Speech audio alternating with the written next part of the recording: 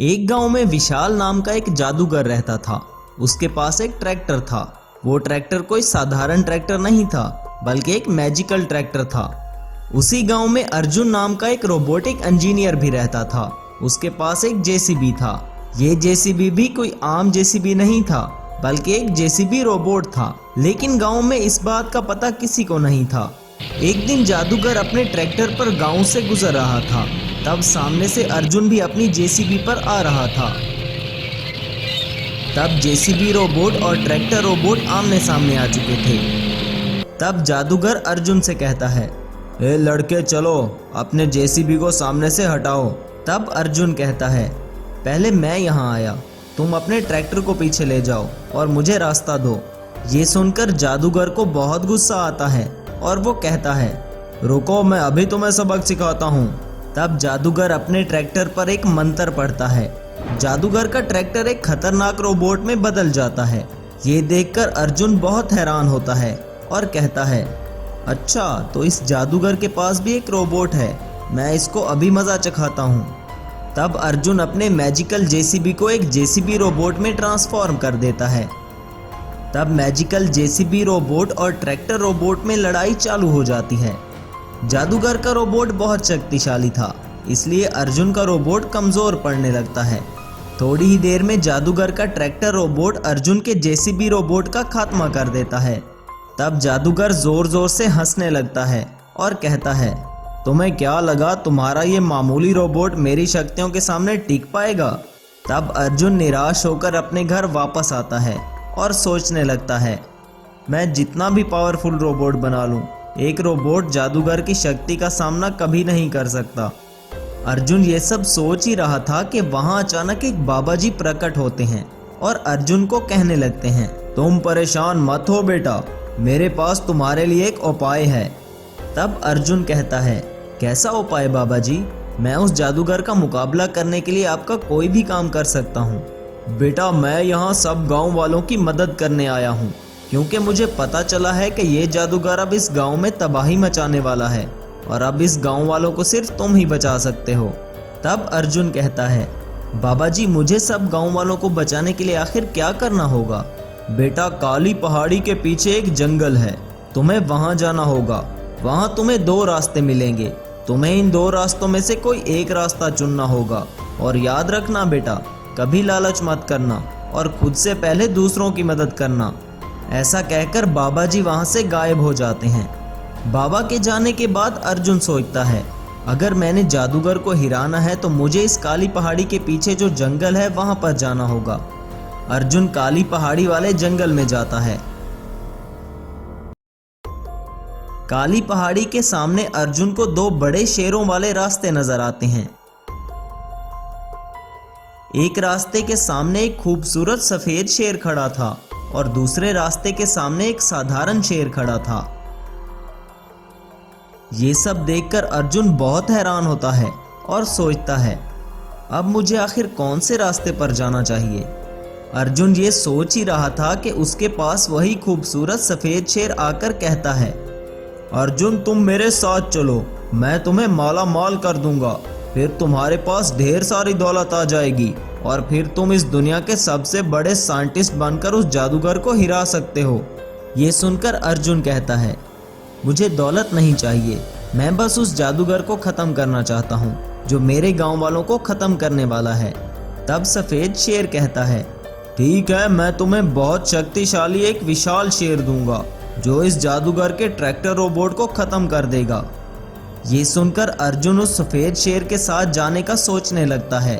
तब वो साधारण शेर कहता है, अर्जुन बेटा, मुझे तुम्हारी जरूरत है, मेरा बेटा मरने वाला है और इसकी मदद सिर्फ तुम ही कर सकते हो।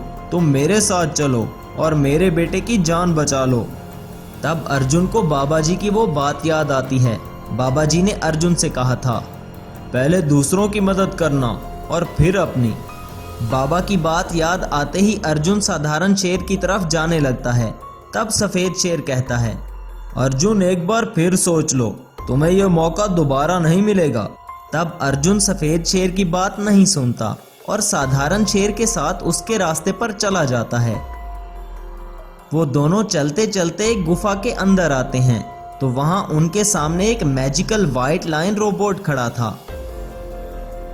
ये देखकर अर्जुन बहुत हैरान हो जाता है और साधारण शेर से कहता है, आपने तो कहा था कि मेरे बेटे की जान बचा लो, यहाँ तो वो मैजिकल सफेद शेर खड़ा है जो मेरी मदद कर सकता है। तब वो साधारण शेर कहता है, ये सब मेरे ही रूप हैं बेटा, ये तो बस तुम्हारी एक छोटी सी परीक्षा थी जिसमें तुम पास हो गए हो। अब ये मैजिकल विशाल शेर तुम्हारे साथ जाएगा और उस जादूगर का सामना करने के लिए तुम्हारी मदद करेगा। ये कोई आम शेर नहीं है बल्कि एक जादुई शेर है। अर्जुन सफेद शेर को लेकर गांव में वापस आ जाता है। तब सामने से वो जादूगर भी आ जाता है। जादूगर मैजिकल व्हाइट लाइन रोबोट को देखकर बहुत हैरान हो जाता है। तब जादूगर अपने मैजिकल ट्रैक्टर रोबोट को सफेद शेर पर हमला करने के लिए कहता है। तब मैजिकल सफेद शेर और मैजिकल ट्रैक्टर रोबोट एक दूसरे के सामने आ जाते हैं। Now you are dead. 3, 2, 1, fight.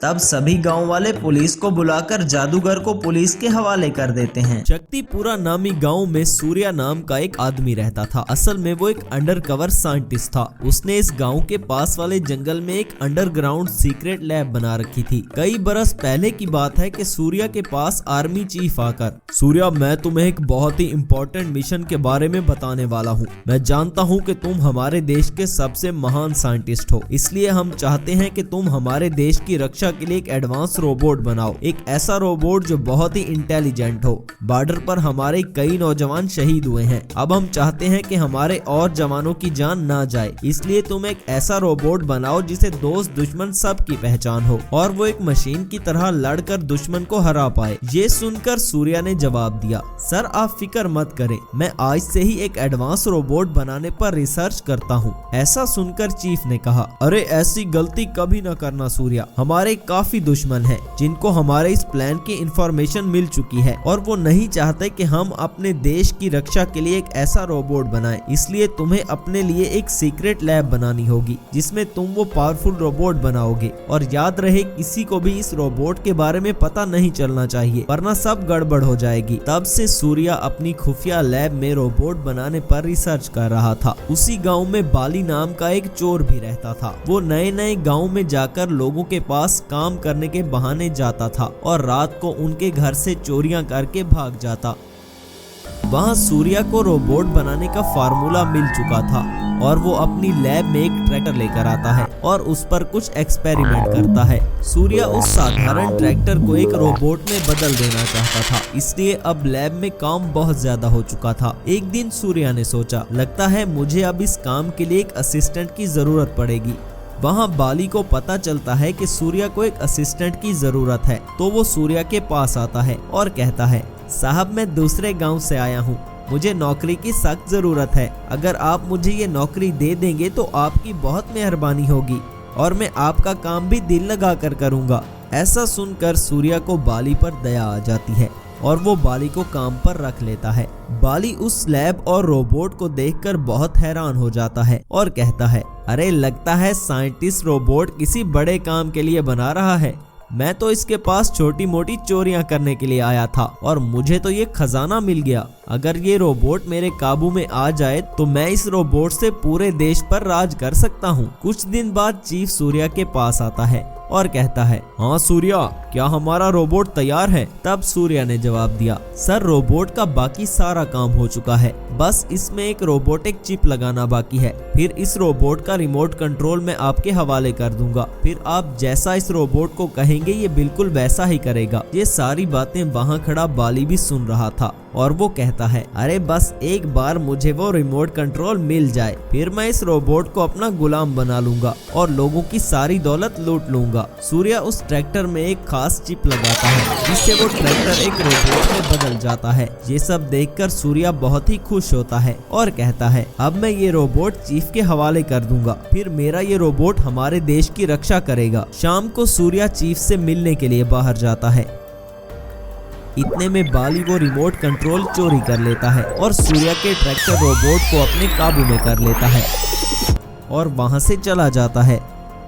Surya और चीफ लैब में वापस आते हैं तो उन्हें वो रोबोट नजर नहीं आता। ये देखकर वो दोनों समझ जाते हैं कि ये जरूर उस बाली का काम है। तब चीफ ने सूर्या से कहा, सूर्या हम तो इस रोबोट का इस्तेमाल लोगों की भलाई के लिए करना चाहते थे, लेकिन अब हमारा ट्रैक्टर रोबोट गलत हाथों में चला गया है। ऐसा ना हो कि वो चोर हमारे देश में इस रोबोट से तबाही मचा दे। हमें किसी तरह इस चोर को ढूंढना होगा वरना सब खत्म हो जाएगा। ये देखकर सूर्या ने कहा, सर आप फिक्र मत कीजिए, मैंने अपने लोगों को बाली के पीछे लगा दिया है। वो ज्यादा दूर नहीं गया होगा। मैं किसी भी तरह उस चोर को ढूंढ लूंगा। मुझे इस रोबोट को खत्म करने के लिए आपकी मदद चाहिए। मुझे स्पेशल फोर्स की जरूरत पड़ेगी। तब चीफ ने कहा, तुम फिक्र मत करो साइंटिस्ट, तुम्हें जो भी चाहिए होगा वो तुम्हें मिल जाएगा। बस तुम किसी तरह उस बेकाबू रोबोट को रोक लो। वहाँ बाली उस रोबोट को लेकर सूर्या की लैब से बहुत दूर जंगल में आ जाता है। तब बाली ने कहा, अरे मैं ये रोबोट अपने साथ तो ले आया, अब मुझे चेक करना होगा कि ये ठीक से काम भी कर रहा है या नहीं।